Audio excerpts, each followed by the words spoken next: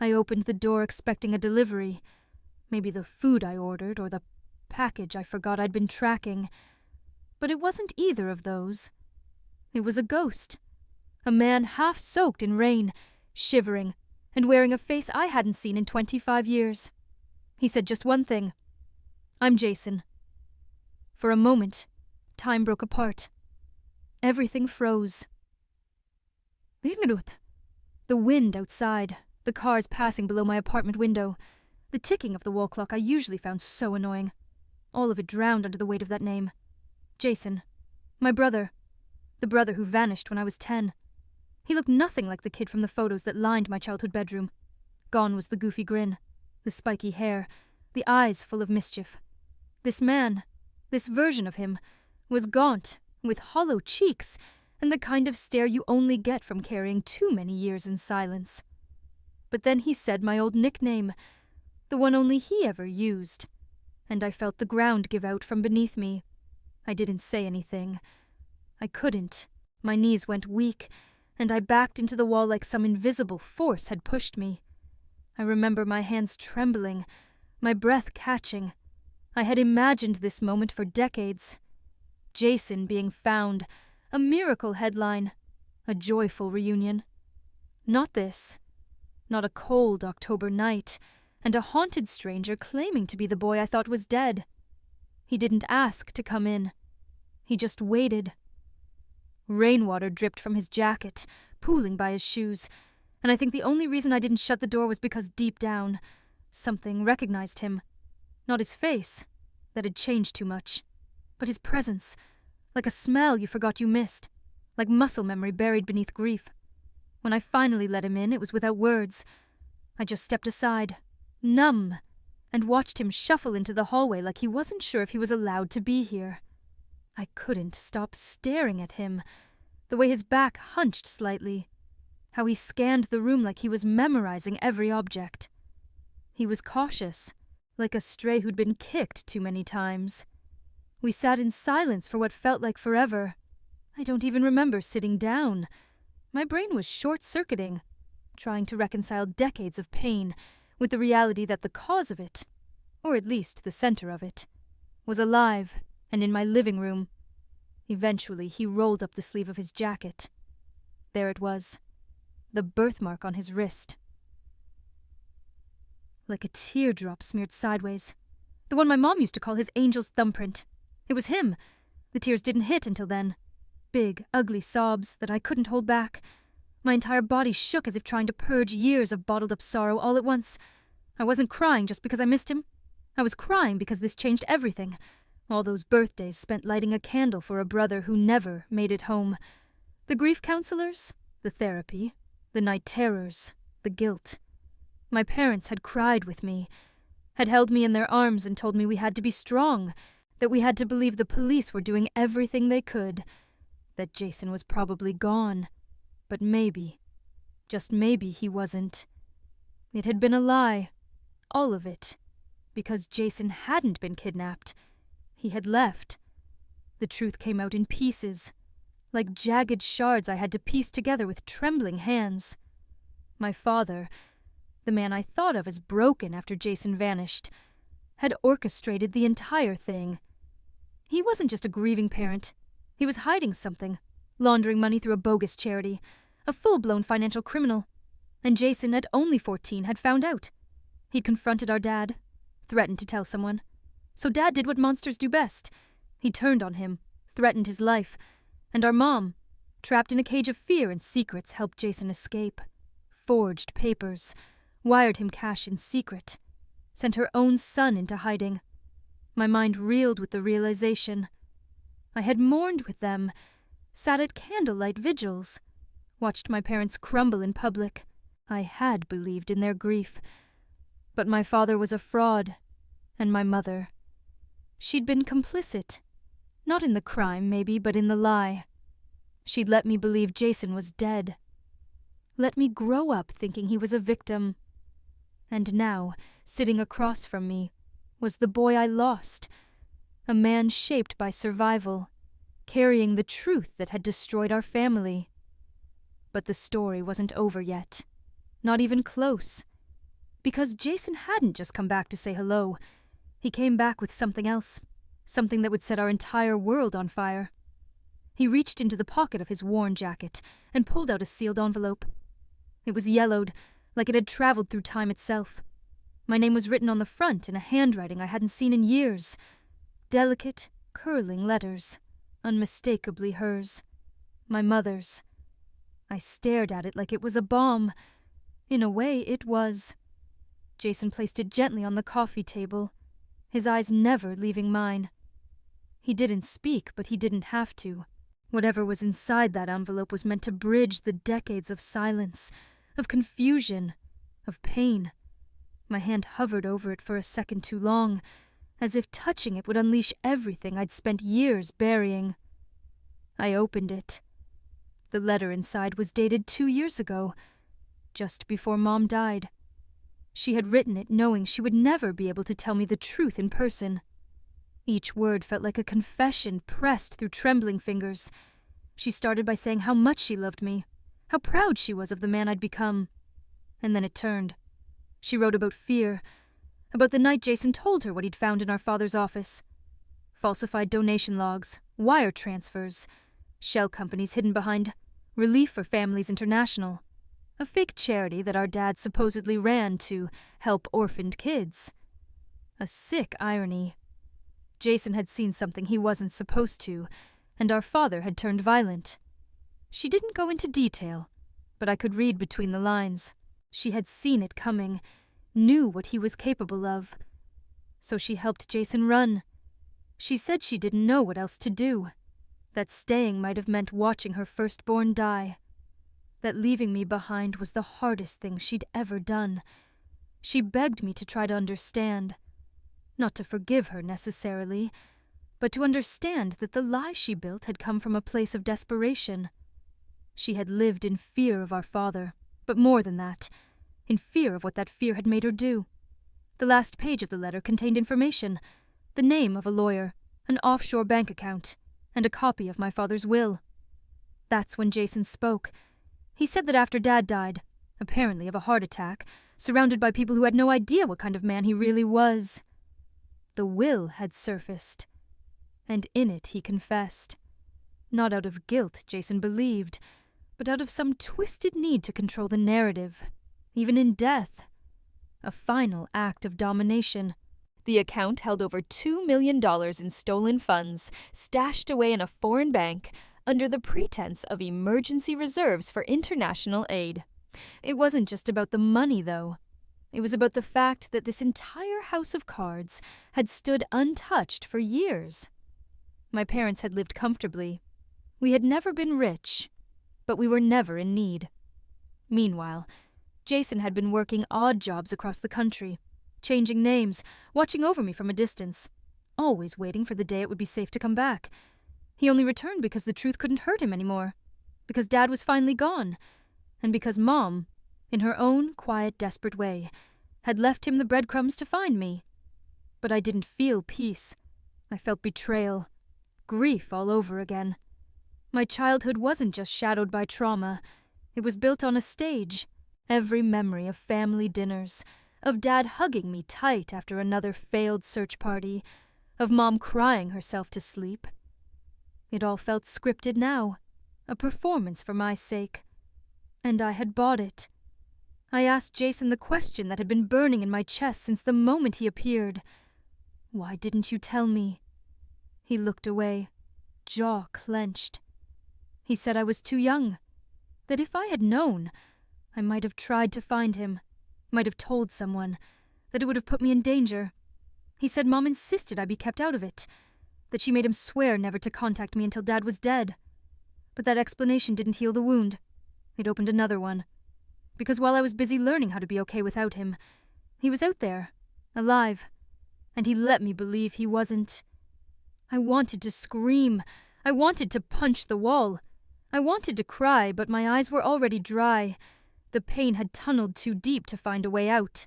Jason stood and walked toward the door, maybe sensing the shift, maybe preparing for rejection. But just before he turned the knob, he said something that stopped my heart cold. He said, "I know where the rest of it is." I asked him what he meant. He looked back at me, his eyes hollow, haunted. The charity, the real operation, the people Dad worked with, the ones still laundering money. He wasn't the only one, and they know about the will. That's when I realized this wasn't over. My father might have been buried, but his secrets were still alive, and they were watching. The words hit like a second earthquake. I stood frozen, my mind racing through every possibility, every implication. Jason didn't just come back to reconnect. He came back because the past was catching up to both of us. He wasn't just revealing the truth. He was warning me. I asked him if he was in danger. His silence was all the answer I needed. He sat back down, shoulders slumping under the weight of it all. Then, for the first time since he arrived, I saw something break through his stoicism show. Fear. Raw, unfiltered fear. Not just for himself, but for me. Jason explained that during his years on the run, he kept tabs on the charity from a distance. It had changed names twice, rebranded itself, shuffled board members like cards. But the core structure stayed the same.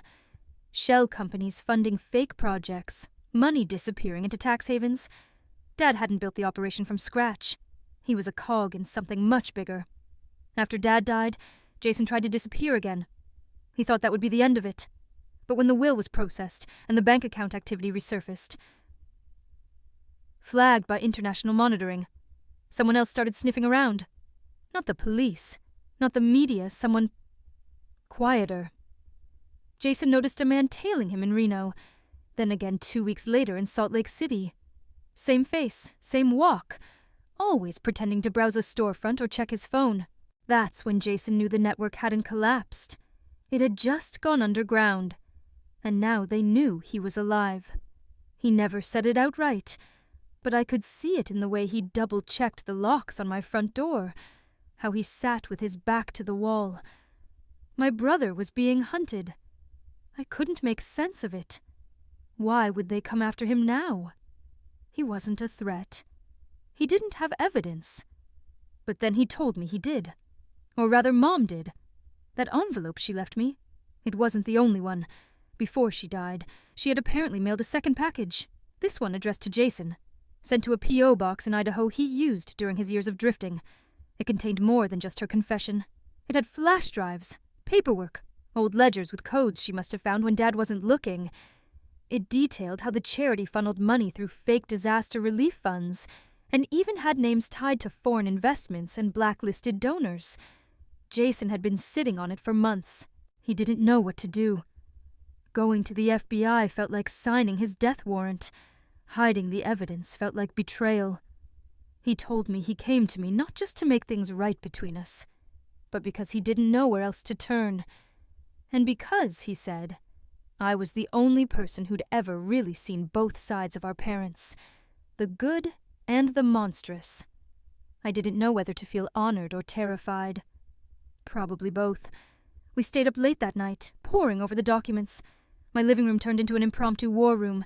Jason laid out everything, photocopies, maps, names he remembered. The detail was staggering. This wasn't just about some crooked bookkeeping. This was a full-scale money laundering operation that had likely spanned decades, involving multiple front organizations and international ties. The more I read, the colder I felt. I remembered charity banquets from my childhood, the polished speeches, the smiling donors, the awards Dad received for humanitarian service. Now I saw them for what they were, a smokescreen. At around 3 a.m., we both heard it. A knock at the door. We froze. Jason's face went pale.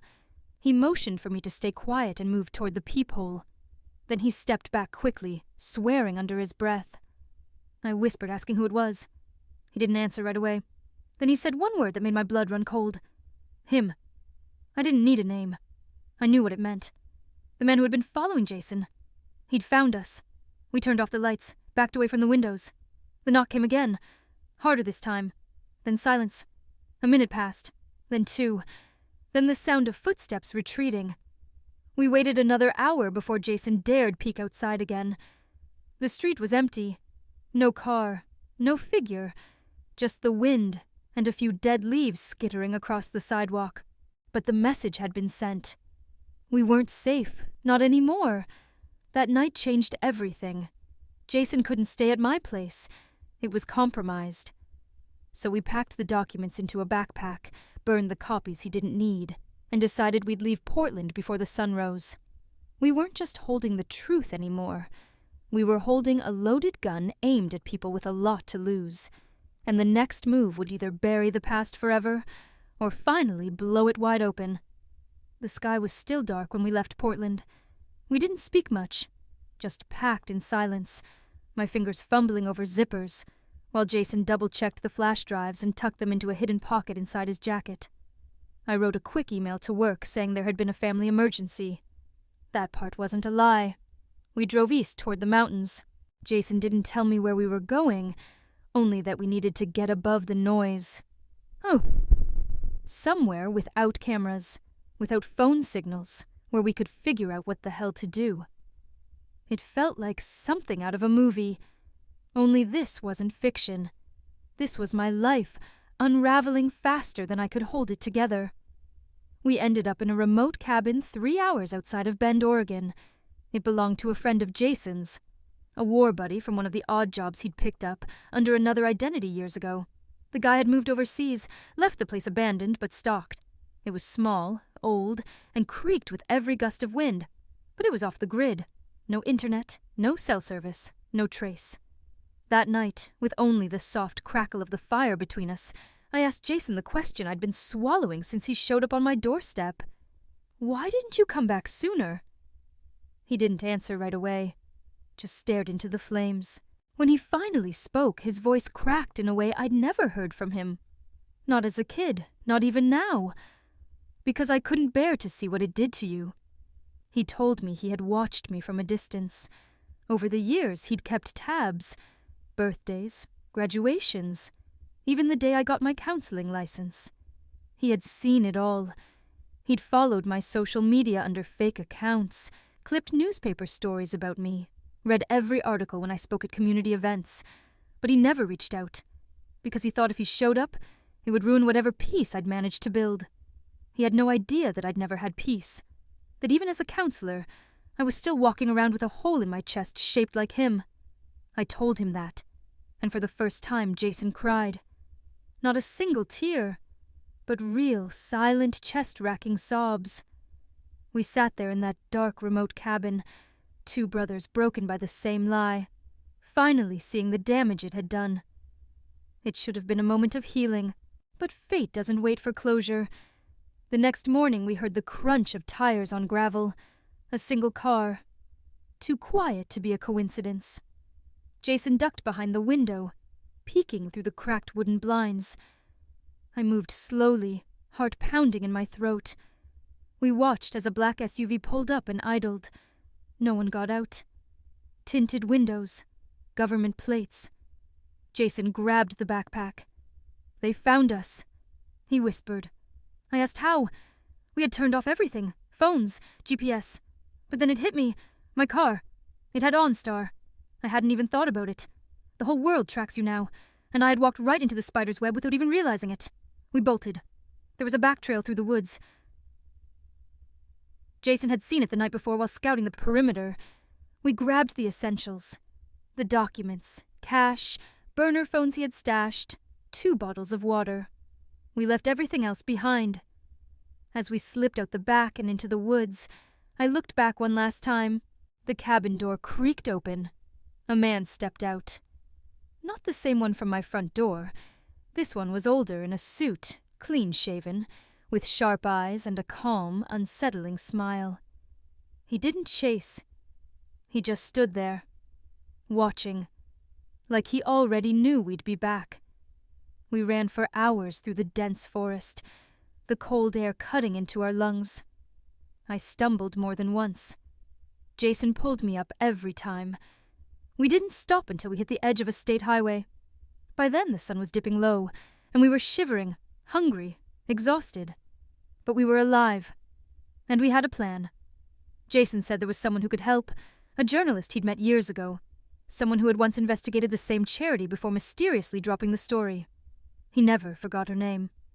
Neither did the people who made her disappear from public view. But Jason believed she was still out there, somewhere in Northern California, working under an alias, writing exposés under pseudonyms. If we could find her, maybe, just maybe, she'd help us blow this thing wide open.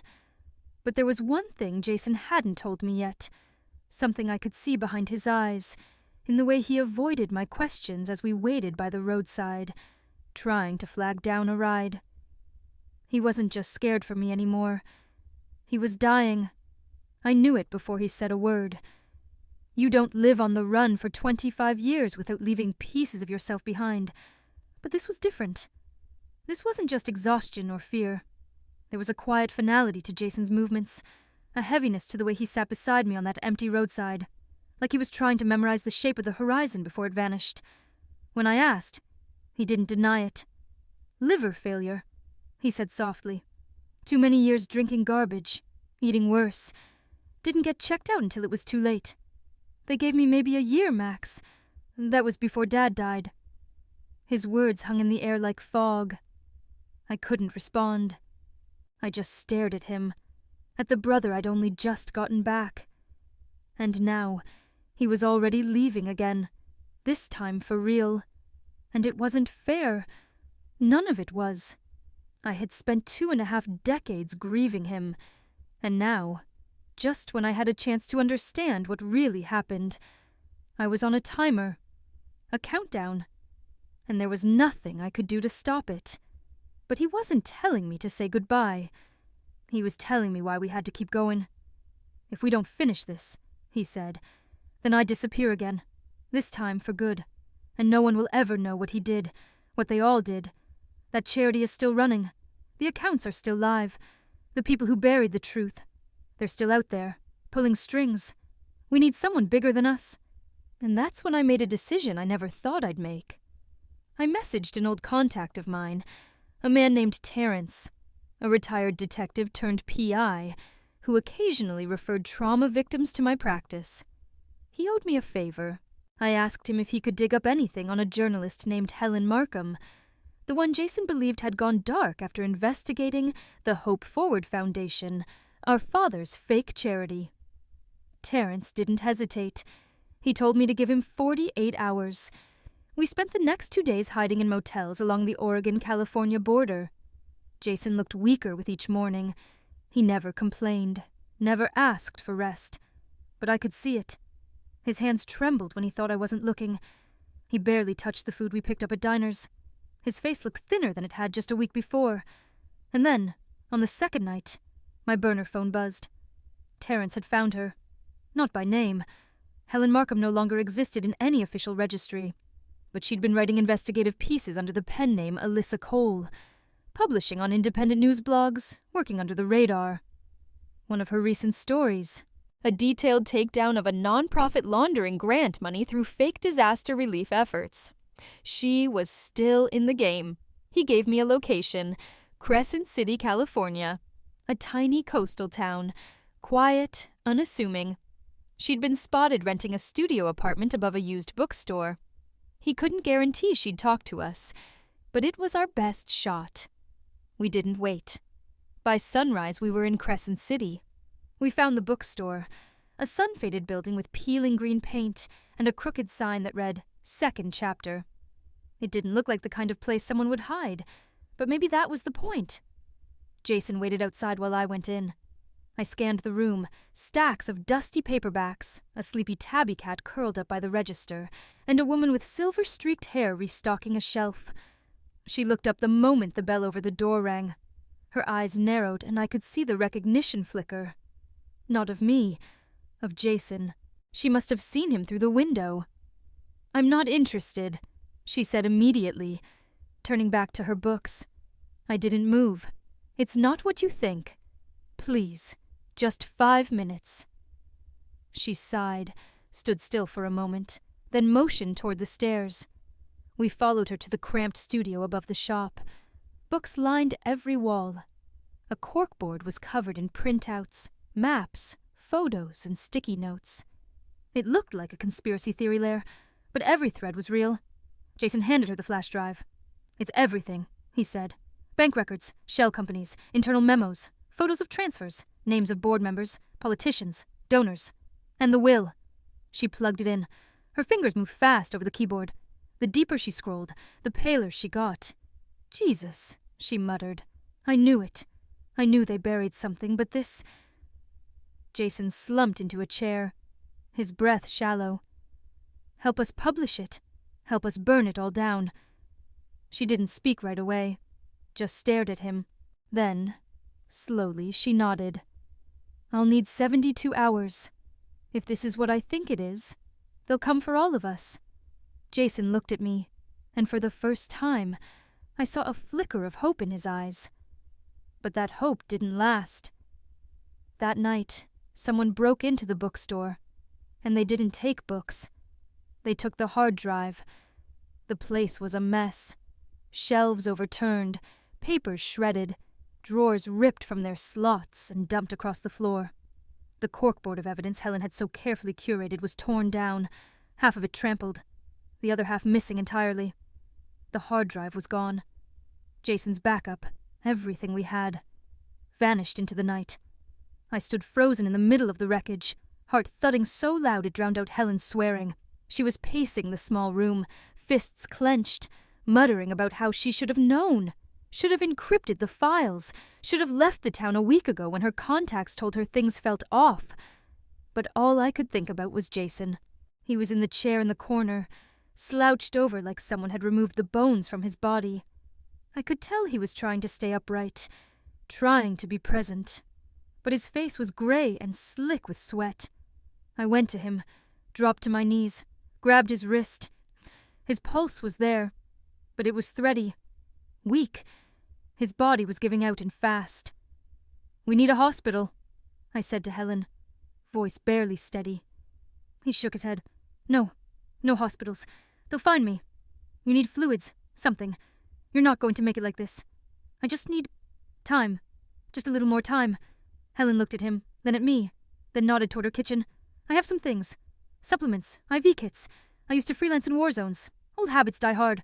I can stabilize him, so—" I wanted to scream. Stabilize. My brother was dying on a filthy cot above a used bookstore, while shadowy people erased the only evidence we had of our father's crimes. But I didn't have the luxury of panic. Not now. So I let her try. I watched her hook Jason up to a saline line while he winced and bit his lip. I sat beside him the entire time, gripping his hand, listening to the rain begin to hammer the windows again. Like the sky itself was angry we'd come this far just to be pushed back to zero. But it wasn't zero, because Helen, smart and paranoid as she was, hadn't just saved the data to one drive. "I have a partial archive," she said quietly once Jason was resting. "Encrypted in the cloud. Not everything, not the full chain of offshore account transfers, not the audio files, but enough to blow the lid open if we frame it right." My eyes widened. "So we can still go public?" She nodded. "Not with everything, but enough to start a fire. And if we do it right, people will start digging. They'll find what's missing." That night, we sat at her battered kitchen table, our hands moving faster than our thoughts. Helen crafted the release, a detailed exposé built from Jason's testimony, the archives she had saved, and select pages from our father's will that Jason had photographed. We paired it with the open letters to 3 independent investigative journalists she still trusted, along with dozens of anonymous leaks to forums and whistleblower platforms. By dawn, the article was ready. Helen hovered over the publish button, fingers trembling. "Once this is out, there's no going back." Jason was asleep, but his face had softened, as if he could sense the weight shifting. I gave her the nod. "Do it." She clicked. Within an hour, the story was spreading like wildfire. Headlines began to populate obscure blogs first, then fringe media outlets. Twitter lit up with screenshots of the article. Conspiracy theorists latched onto it. By mid-afternoon, it was trending. Someone dug up an old tax report on Hope Forward's suspicious fund allocation. Then someone else linked a senator to the charity's board. A former employee came forward with emails. It was happening. Jason woke around sunset. He looked at me, eyes bleary but aware. Did we do it? We did. He smiled, barely. It was more of a release than joy, like something in him had finally been freed. The next day, the national media caught on. Helen got a call from a major outlet asking for a sit-down interview.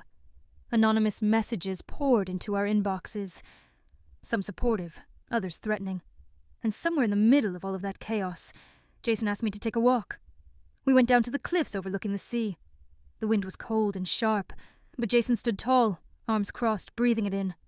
"I thought I'd never come back here," he said. "Never thought I'd see you again. And now I don't want to leave." "You don't have to." He looked at me, and for the first time since his return, his eyes were clear. "I do. But not yet." Then he pulled something from his coat, a small sealed envelope with my name in our mother's handwriting. "I couldn't bring myself to give it to you before," he said. "I thought it might break you. But you're stronger than I ever was. You deserve to know the truth." I took the letter with shaking hands. Inside, my mother confessed to something even deeper than I imagined. Not just that she helped Jason run, but that she'd known about the money laundering from the beginning. She had helped create the fake charity with our father in the 80s, not out of greed, but out of desperation. They were broke. Jason had discovered it by accident. She hadn't just helped him escape. She had helped him disappear to protect herself. And me. And now, the guilt had eaten her alive. The words on that page shook me harder than Jason's return ever had. I sat on the edge of the cliff, the envelope fluttering beside me, and read my mother's letter over and over, my hands numb from more than just the cold. Every line peeled back another layer of the life I thought I knew. She admitted it plainly, that she'd helped orchestrate the creation of the Shell charity, that she'd signed the documents under a false name to protect our father's interests, that she'd even attended a meeting once with a man who warned her what would happen if Jason ever went public. And she said something else, something I hadn't expected, something that knocked the wind from my lungs. I was going to run with him. She had planned to take me and vanish with Jason, start over somewhere far away. But at the last moment she backed out, said she couldn't face the shame, the life on the run, the fear of being hunted forever. So she let Jason go, let him be the one to disappear while she stayed behind and played the role of grieving mother. It was the only way she could keep me safe, she claimed. And now, in the letter, she begged for forgiveness. From both of us. I didn't cry. Not then. I just sat there, stunned. My whole childhood rewritten again, as though memory itself were a fragile story, being torn up and replaced page by page. Jason stood a few feet away, staring at the ocean like he was watching something no one else could see.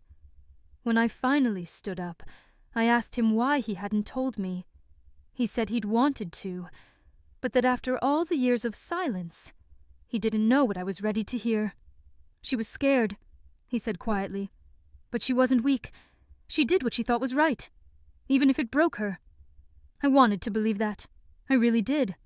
Back at Helen's place, things had escalated. The media storm was in full swing, and the feds were suddenly interested in Jason. Not just as a whistleblower, but as a material witness in a decades-old financial crime with tentacles that still reached into politics, nonprofits, and maybe worse. Helen told us flatly that we had two choices: go into hiding again, or walk into the lion's den and face the consequences with everything we had. Jason didn't hesitate. "We've run long enough," he said. "Let them come." And they did. 2 days later, federal agents arrived at Helen's shop. They didn't come with handcuffs. They came with a deal. Immunity for Jason, in exchange for a full testimony, a documentation, and everything he had. It was a gamble, one Helen thought was risky. But Jason took it. He spent weeks giving testimony, naming names, handing over what fragments of the original records still existed. I sat through most of it. I watched him tell the story of a terrified teenager who'd been threatened into silence, a young man who changed identities like clothing just to survive, and I saw how even the agents, hardened, skeptical, methodical, slowly came to believe him. We were offered protection, witness relocation, new names if we wanted them. But Jason refused. He was tired of running, and honestly, so was I. The fallout came fast and brutal. Politicians resigned. Former board members of Hope Forward were indicted. Some claimed they hadn't known. Others turned on each other with shocking speed. Jason's name was dragged through the mud by certain media outlets, painted as a liar, a fraud, a con artist. But others rallied behind him. The truth was too big to ignore. And then came the will. We finally presented it to the courts, the original, unedited copy, with our father's confession and the offshore account numbers. It was undeniable. The court froze the assets. Investigations opened across multiple states. And the best part? Some of that money, not all, but a sizable portion, was legally redirected into a fund for victims of fraud and abuse. Jason didn't keep a dime. He gave it all away. That's when we started the real foundation. Not a front, not a loophole. A true organization for missing children, built on truth instead of lies. We named it the Lighthouse Project. A symbol of home, of guidance, of something to hold on to when everything else disappears into the dark. We became the face of the story. Not because we wanted to, but because people needed something to believe in. Survivors came forward. Families asked for help. And for the first time in decades, Jason wasn't just a shadow hiding in the background. He was saving people. But just when I thought we could finally settle, finally breathe, the letter arrived. No return address. Just a typed envelope slipped under Helen's door late one night. Inside was a single photo, a blurry shot of Jason, taken through a telephoto lens standing outside the Lighthouse Project office. On the back, one sentence, written in clean, blocky handwriting. "You should have stayed gone." 6 months later, Jason and I stood together outside the courthouse, the same place where our father had once lied under oath, where Jason's name had been scrubbed from the family record. But this time, the truth was the only thing allowed through those doors. We weren't just observers anymore. We were plaintiffs, witnesses, survivors. Our testimony, combined with the will and Jason's evidence, had unraveled a web of corruption that reached all the way up to state-level politicians, major nonprofit CEOs, and 2 high-profile attorneys, one of whom had once been my father's closest friend. But the real spectacle, our father's former business partner, Elliot Kane, who'd taken over the fraudulent charity after Dad's death. He smirked his way through depositions, thinking his money and name would save him. Until we released the audio tapes, the ones Helen had found buried in a safe deposit box Jason's handler had left behind. The tapes where Elliot threatened Jason, where he laughed about laundering donations through children's hospitals, where he admitted to paying off reporters, and even coercing my mother into silence after Jason's disappearance. When the jury heard those tapes, the room was dead silent. And when the verdict came back, guilty on all counts, I looked directly at Elliot as the bailiffs took him away. He didn't smirk then. He looked at me like a man finally realizing the past doesn't stay buried forever. The unraveling was brutal. Kane's assets were seized. His family disowned him. Major donors withdrew from every organization with his name attached. News anchors who once defended him now tore him apart on live TV. The man who built an empire on image and intimidation was now rotting in a jumpsuit, awaiting sentencing. And my mother? She came forward publicly, apologized on camera, and testified against everyone she'd once protected. She lost her social standing, most of her friends, and nearly everything she owned. But she finally faced what she'd done. Jason forgave her. I'm still not sure I have. But I respect that she didn't run again. Jason, for the first time, looked free. Not just legally. He stood taller, spoke louder, smiled without flinching. He was no longer a ghost in his own life. We didn't just take down a corrupt empire. We made sure it couldn't rise again. The Lighthouse Project exploded overnight. Donations flooded in. Real ones. Survivors from around the country reached out, offering help, asking for help. Jason became a symbol of resilience. I handled logistics and outreach. We moved into a real office, hired a staff. People cared. And me? I found peace in purpose. I no longer wondered what could have been, because I was building what should be. I wasn't just someone's daughter, someone's sister. I had carved out my own identity, one built on fire, scars, and the unshakable will to never let it happen again. My phone buzzed one evening as I was locking up the office. A message. No name. Just a sentence. You don't know everything. But you will.